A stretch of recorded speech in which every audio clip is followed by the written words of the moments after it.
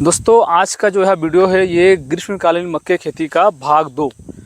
हम इससे 40 दिन पहले ग्रीष्मकालीन मक्के खेती का भाग 1 बनाए थे, जिसमें आपको बताए थे हम कि मक्के खेती के लिए सबसे उपयुक्त मिट्टी कौन सा है, खेत का तैयारी कैसे करना है, मक्के का बुआई कैसे करना है। क्योंकि हम बरसात में जो मक्के का बुआई करते हैं, ट्रैक्टर के पीछे ही उसके जो कूड़ बनता है उसी में हम बुआई करते हैं, जिससे जर्मिनेशन भी उसका प्रभावित होता है, उत्पादन भी कम होता है।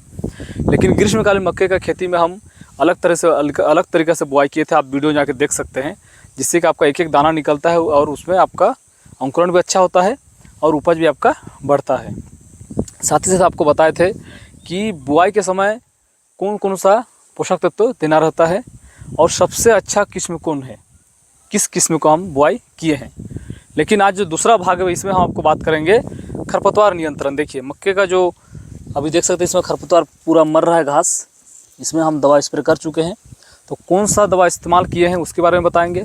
साथ ही साथ हम आपको बताएंगे कि मक्के में लगता है मैज स्टेम बोरर, और गर्मी के समय में सबसे ज़्यादा जो नुकसान पहुंचाता है अमेरिकन फॉल वर्म, उसको भी आप कैसे नियंत्रण कर सकते हैं। और सबसे प्रमुख बिंदु होता है ग्रीष्मकालीन मक्के में पोषक तत्व प्रबंधन। कौन कौन सा पोषक तत्व डालना है, नाइट्रोजन फास्फोरस पोटाश का रेशियो 19-19-19, 0-52-34, ऐसे और भी विभिन्न कॉम्बिनेशन का बना हुआ पोषक तत्व है। मतलब लिक्विड फर्टिलाइजर, उसको कैसे इस्तेमाल करना है।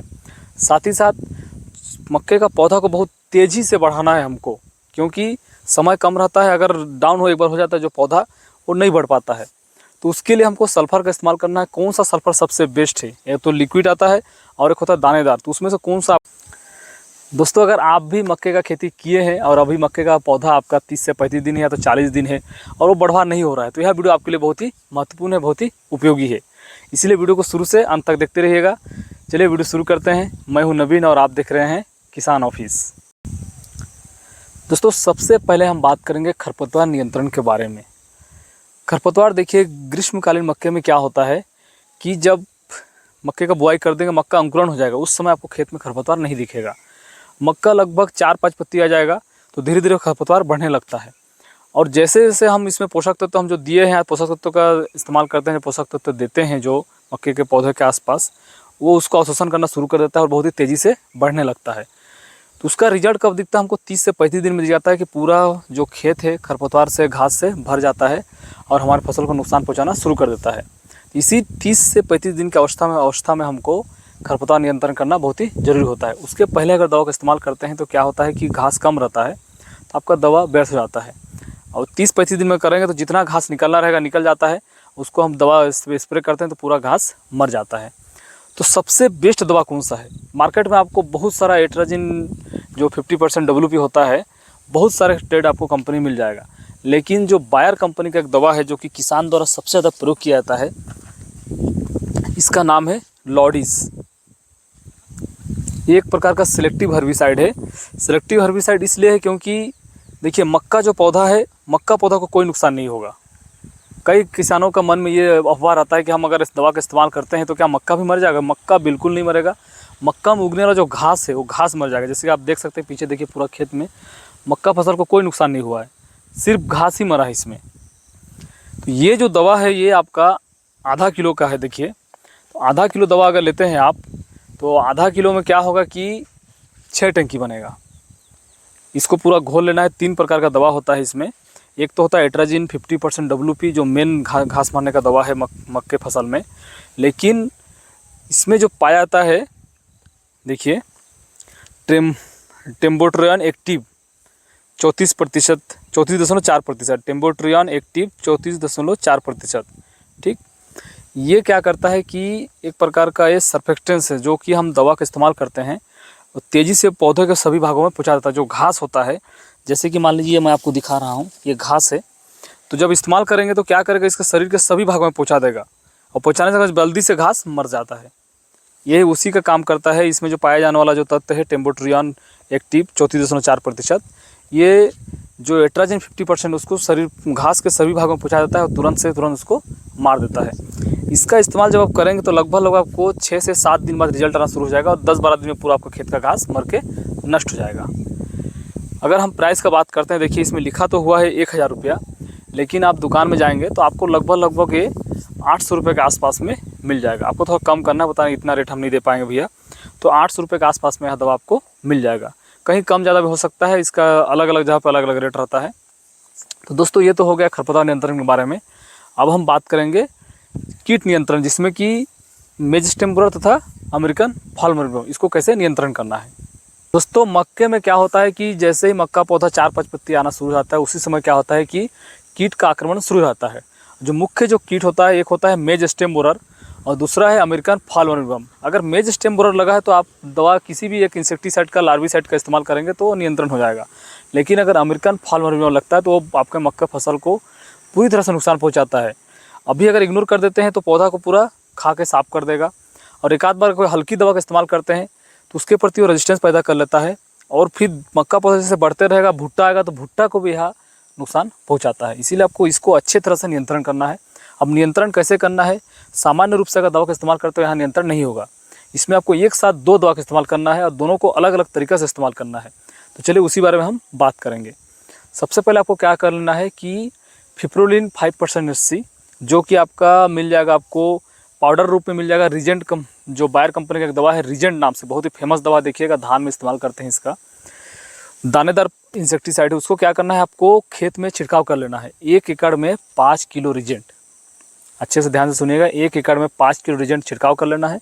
फिर वो क्यारी है जो मक्के का खेत, उसको पानी से भर देना है, पूरी तरह से भरा रहे 1 रात के लिए।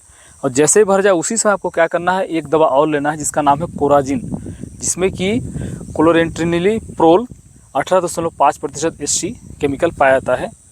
जिसको क्या करना है कि 15 लीटर वाले टंकी में 6 ml दवा को लेना है।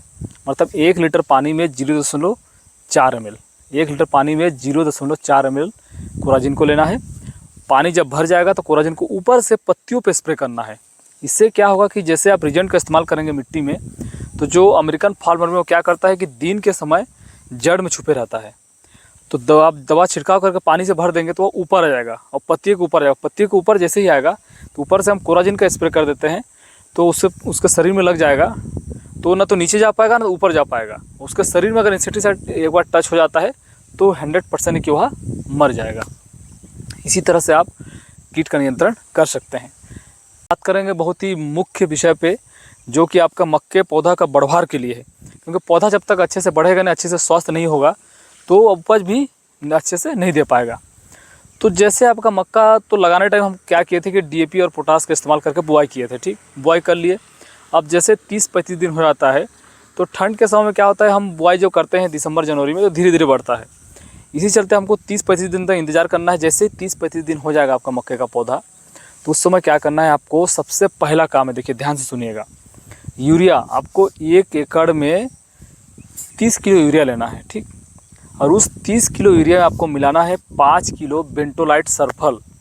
बेंटोलाइट सल्फर आपको मार्केट में मिल जाएगा, ग्रोमर कंपनी का जो सल्फर है, उसको 5 किलो 30 किलो यूरिया के साथ मिला देना है। और पेड़ के नज़दीक में जैसे मैं दिखा रहा हूँ, देखिए यहाँ आसपास थोड़ा थोड़ा करके ऐसे रख देना है। मतलब हर पेड़ के नज़दीक में इसको रखते जाना है, ठीक।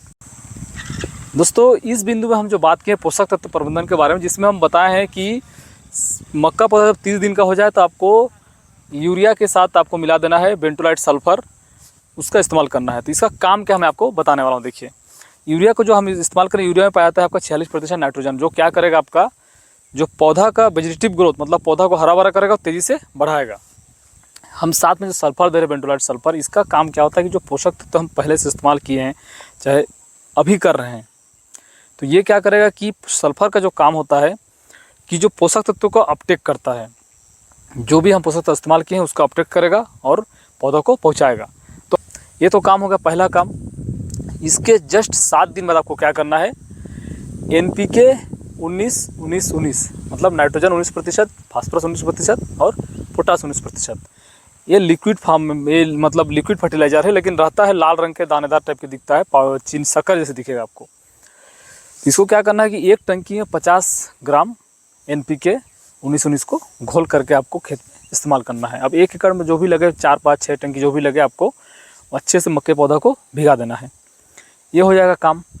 जस्ट इसके 7 दिन आपको फिर क्या करना है, एक बार फिर से आपको NPK 19-19 को 50 ग्राम टंकी में घोल तैयार करना है। उसके साथ क्या करना है कि सल्फ़र 80% WG, उसको क्या करना है कि आपको NPK 19-19 के साथ 50 ग्राम मिलाना है। मतलब 50 ग्राम NPK 19-19 और सल्फ़र 80% 50 ग्राम, दोनों को एक टंकी में मिलाकर फिर से आपको पन्नी छिड़काव करना है। ठीक, ये हो गया ट्रीटमेंट पूरी तरह से आपका। उधर हो गया 30 दिन और 7 मतलब 45 दिन का समय हो गया कंप्लीट। जैसे कि अभी हमारा देखिए खेत 45 दिन का है, ये डोज कंप्लीट हो गया। अब क्या करना है आपको, फिर से एक बार आपको यूरिया देना है हर एक पौधा के नीचे पे। अभी क्या करना है आपको, पौधा जैसे बड़ा हो गया है तो 1 एकड़ में 50 किलो यूरिया, 1 एकड़ में 50 किलो यूरिया अच्छे तरीके से पूरा दे देना है। देने के बाद क्या करना है आपको, ऊपर से आपको देना है इंडोमेजिक। आपको इंडोमेजिक अगर नहीं मिल पा रहा है आपके मार्केट में के आसपास, तो आप कोई भी, आप मान लीजिए उसमें से जो ह्यूमिक एसिड अच्छा रहे, जिसमें 90-95% ह्यूमिक एसिड रहे, कोई भी लिक्विड ले लीजिए और उसको 50 ml या तो दानेदार है तो 50 ग्राम एक टंकी मिलाकर ऊपरी पन्नी छिड़काव मक्के के पौधा में कर दीजिए। इससे क्या होगा, आपका मक्का पौधा 100% आपको रिजल्ट दिखेगा और ज़बरदस्त मक्का का पौधा होगा। और इस स्थिति तक आपको फर्टिलाइजर का इस्तेमाल करना है। इसके बाद जब फूल आएगा तो उस समय आपको क्या करना है, फिर से 50 किलो यूरिया आपको हर एक पौधा के नज़दीक दे देना है। तो आपका पोषक तत्व का पूरी तरह से प्रबंधन हो जाएगा। जब पौधा आपका स्वस्थ होगा तो उसका उत्पादन भी ज़्यादा से ज़्यादा होगा। दोस्तों, ये तो हम बात किए पोषक तत्व प्रबंधन के बारे में। पहले हम आपको बताएं कि कैसे खरपतवार नियंत्रण करना है, कैसे कीट नियंत्रण करना है, कैसे पोषक तत्वों का प्रबंधन करना है। अगर ये 3 चीज़ आप कर लिए तो आपका पौधा 100% अच्छे से व्यवहार करेगा, पौधा मजबूत तैयार होगा और भुट्टा का साइज वो भी बड़ा होगा और वजन भी आपका ज़्यादा होगा। अगर ये सभी काम आप कर लिए हैं तो 100% है कि आपका मक्के का उत्पादन प्रति एकड़ 40 कुंटल से ऊपर होने का पूरा भरपूर चांस रहता है। दोस्तों, अगर अब तक ये काम आपको नहीं किया आपके फसलों में, तो तत्काल यहाँ काम कर लीजिए और हमारे वीडियो को एक बार लाइक कर दीजिए और दूसरे किसानों को इसको शेयर कर दीजिए। और अभी तक अगर हमारे चैनल को सब्सक्राइब नहीं किए हैं तो आपसे रिक्वेस्ट करता हूँ हमारे चैनल को सब्सक्राइब करके ही जाइएगा और बगल वाले घंटी बटन को भी दबा लीजिएगा, ताकि हम जो वीडियो तैयार करते हैं उसका नोटिफिकेशन आप तक पहुँचेगा और आप हमारे वीडियो को देख पाएंगे। तो चलिए मिलते हैं अगले वीडियो में, तब तक के लिए नमस्कार। वीडियो देखने के लिए बहुत बहुत धन्यवाद।